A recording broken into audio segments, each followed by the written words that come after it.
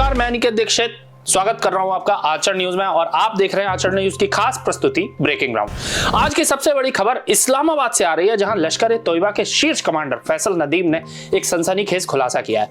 उसने खुलेआम कबूल किया है कि वह जम्मू कश्मीर में आतंकी गतिविधियों को अंजाम देता रहा है और इसके पीछे पाकिस्तानी सेना का समर्थन है। आइए इस खबर को विस्तार से समझते हैं। लश्कर ए तोयबा का कुख्यात आतंकी कमांडर फैसल नदीम, जो हाफिज सईद का करीबी सहयोगी माना जाता है, उसने हाल ही में पाकिस्तान में आयोजित एक रैली में भारत और जम्मू कश्मीर के खिलाफ जहर उगला। उसने न केवल कश्मीर में आतंकियों को भेजने की बात कबूली, बल्कि यह भी कहा कि पाकिस्तानी सेना और सरकार इस आतंकी साजिश में सीधा हस्तक्षेप करती है। इस रैली में फैसल नदीम ने बुलेट प्रूफ शीशे के पीछे खड़े होकर भाषण दिया, जिससे साफ जाहिर होता है कि उसे अपनी जान का डर बना हुआ है। उसने कहा, मैं उद्धृत करता हूं कि हम उन लोगों से हैं जिनके लोगों को खून कश्मीर के चप्पे चप्पे पर बह रहा है। कोई गांव, कोई शहर, कोई इलाका ऐसा नहीं है जहां हमने किसी शहीद का खून ना बहाया हो। उसने यह भी दावा किया कि वो और उसका संगठन जम्मू कश्मीर और भारत को अलग करके ही अपनी दम लेगा। आखिर कौन है ये फैसल नदीम? फैसल नदीम लश्कर ए तोयबा का एक शीर्ष कमांडर है और 26/11 मुंबई हमले के मास्टरमाइंड हाफिज सईद का बेहद करीबी। वो भारत की मोस्ट वांटेड लिस्ट में शामिल है और संयुक्त राष्ट्र की वैश्विक आतंकी सूची में उसका नाम दर्ज है। जम्मू कश्मीर में कई आतंकी हमलों और साजिश रचने का उस पर आरोप है, जिसमें हाल ही में 22 अप्रैल 2025 को पहलगाम में हुआ भयावह हमला भी शामिल है। इस हमले में 26 पर्यटकों की जान गई थी और 16 लोग गंभीर रूप से घायल हुए थे। पहलगाम हमले में पूरे देश को झकझोर दिया था। इस हमले के पीछे लश्कर ए तोयबा का हाथ होने की बात सामने आई थी और अब फैसल नदीम के इस कबूलनामे ने पाकिस्तान की आतंकी साजिश को और बेनकाब कर दिया है। एनआईए ने इस हमले की जांच में 2 ओवरग्राउंड वर्कर्स को भी गिरफ्तार किया है, जिन्होंने खुलासा किया कि हमले में शामिल आतंकी पाकिस्तानी नागरिक थे और लश्कर ए तोयबा से जुड़े हुए थे। फैसल नदीम ने रैली में यह भी कहा, ना तो वो और ना ही पाकिस्तानी सरकार आतंकी गतिविधियों से पीछे हटेगी। उसने दावा किया कि जम्मू कश्मीर की आजादी तक यह सिलसिला जारी रहेगा।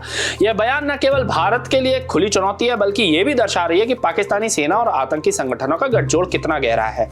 इस रैली में पाकिस्तानी सेना की मौजूदगी और सुरक्षा व्यवस्था ने एक बार फिर साबित कर दिया है कि आतंकी संगठनों को वहां सरकारी संरक्षण प्राप्त है।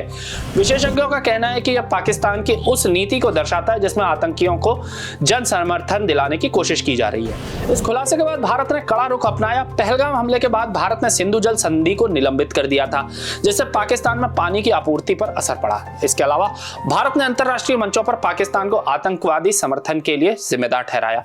फाइनेंशियल एक्शन टास्क फोर्स भी आतंकी फंडिंग को लेकर चेतावनी दी है कि भारत ने पाकिस्तान को ग्रे लिस्ट में वापस डालने की मांग की है। भारत ने स्पष्ट कर दिया है कि वह आतंकवाद के खिलाफ जीरो टॉलरेंस की नीति पर काम करेगा। प्रधानमंत्री नरेंद्र मोदी ने सेना को आतंकवाद से निपटने के लिए खुली छूट दी हुई है। गृह मंत्री अमित शाह ने पहलगाम हमले के बाद ग्राउंड जीरो का दौरा किया था और सुरक्षा बलों को कड़े कदम उठाने के निर्देश दे दिए थे। इस मामले पर अक्टूबर 2024 में गैंगरेबल और बूटा प्लोटरी में हुए हमलों में 10 लोग मारे गए और एनआईए ने इनका संबंध लश्कर ए तोयबा के गुर्गों से जोड़ा था। इसी तरह 2019 में पुलवामा हमले में, जिसमें 40 सीआरपीएफ जवान शहीद हुए थे, उसको भी डिजिटल माध्यमों से वित्त पोषित किया गया था, जो आधुनिक आतंकवाद के वित्त पोषण में पाकिस्तान की भूमिका को उजागर करता रहता है। अब सवाल यह है कि भारत इस स्थिति से कैसे निपटेगा? क्या अंतरराष्ट्रीय समुदाय पाकिस्तान पर दबाव बनाएगा?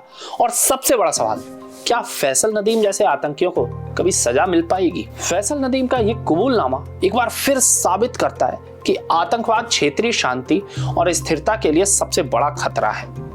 पाकिस्तान की दोहरी नीति, जहां एक तरफ आतंकवाद से लड़ने का दावा करता है तो दूसरी तरफ आतंकियों को संरक्षण देता है, अब पूरी दुनिया के सामने उजागर हो चुके हैं। भारत ने हमेशा आतंकवाद के खिलाफ कड़ा रुख अपनाया है और पहलगाम हमले के बाद सिंधु जल संधि को निलंबित करना इसका एक उदाहरण भी रहा है। लेकिन ये काफी नहीं है। अब समय है भारत और अंतरराष्ट्रीय समुदाय मिलकर पाकिस्तान को जवाबदेह ठहराएं। यह थी ब्रेकिंग ग्राउंड की एक खास रिपोर्ट। मैं आपसे मिलूंगा अगली रिपोर्ट में, तब तक जुड़े रहे आचरण न्यूज के साथ। नमस्कार। देश दुनिया की सभी खबरें देखने के लिए जुड़े रहिए आचरण न्यूज से। आचरण न्यूज, हर कदम आपके साथ।